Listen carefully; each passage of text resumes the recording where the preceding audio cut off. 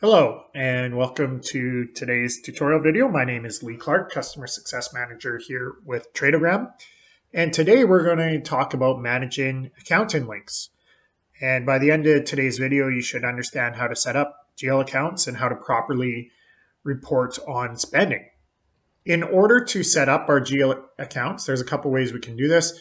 In the top right by my profile picture, you'll notice there's my company name, which is LDNC Enterprises. Alternatively, I can also use this drop-down menu and click on Manage Company. Both of those will go to the exact same screen. And then what I want to do is I want to go to GL accounts on the left-hand side. Now, you'll notice I already have quite a few GL accounts already set up. So we can set that up manually, or we can import those from Excel. I highly recommend doing the import as it does save time. Having said that, anytime you add something within Tradogram, my strong recommendation is to do at least a few steps manually. It gets you a better feel and understanding for the system. So within Tradogram, the layout's pretty much the same anywhere you go. Whenever you're adding something manually, it is going to show at this top right where we click on Add New GL Account. So I go through this process at least a few times. Now you will notice that anything with red asterisks is mandatory. And I would suggest putting as much detail into this as possible. It just makes it easier for internal communication with other users within Tradogram. And you will notice that there are associated suppliers as well as company-wide items. So one big thing of note, if you don't have any suppliers or items in the system, you will not see this. So once again, there is a tutorial video on how to create suppliers, how to create items, and how to do the setup. So again, please reference those videos if you're unsure how to get those up. But the cool thing is once they're set up, you can associate specific GL accounts to suppliers and items as well. Okay, so now once we have our GL accounts set up, I can click into any of these GL accounts. And what you'll see is you can see the associated items. If you have associated suppliers, you will see those as well. And you'll notice that there's a view spend report. So if I click on view spend report, you can see all the transactions associated with that GL account. The cool thing is you can also export this to CSV. So if you wanted to have a report specifically for that GL account, you can do that directly in the view spend report.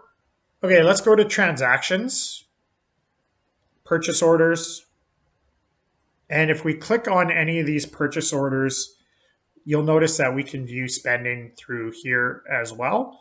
So let's just go ahead and click on this item here. And if you go into any purchase order and you actually click on the item, you can actually see the various spending. So on this one, I just have the department.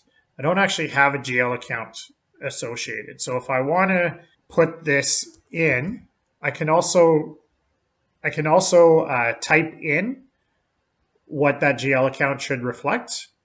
I can put in a distribution address, and I can also put in a project as well. If I wanted to associate that with a project line, I can put that in. So if somebody does make a mistake, you can go ahead and edit the purchase order. So this is particularly important for accounting purposes. And once that change has been made, you'll see it reflected on that particular item. So if I wanted to, for example, see an example of how that affected our project spend. So here I can go to my projects. I can go to my tutorial project, probably not the best name, but here I can see exactly what's going on with that particular project. And I can actually see that the spend amount is actually over budget here. So if I wanted to view a spend report, we can take a look at that, see what's going on, and we can see all the different transactions that are associated with that project. So it could be an expense, could be a purchase order. And once again, you can export this to CSV if you wanted to download that in kind of like a report format as well. Now, speaking of reports, we can go into the report builder. And here you can essentially report on anything in the system.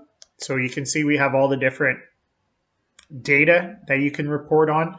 You can enter the criteria. So if you want to do it at a company, branch, department, or user level, you can set up these reports any way you would like. We also have this view reports button. And here you can see a number of system reports. So if you wanted to look at any kind of GL account spend report, for example, since we're talking about GLs, we can look at that same report that we looked at earlier. So again, there's multiple places within the software that you could potentially look at that. But if we wanted to look at GL account, we can take a look at that and see all the different transaction types that are associated with that particular GL account.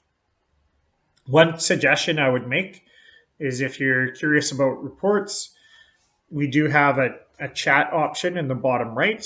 I'd highly recommend reaching out to us. We can, of course, guide you in the right direction in terms of creating custom reports. So definitely don't hesitate to reach out, as we're always here to help.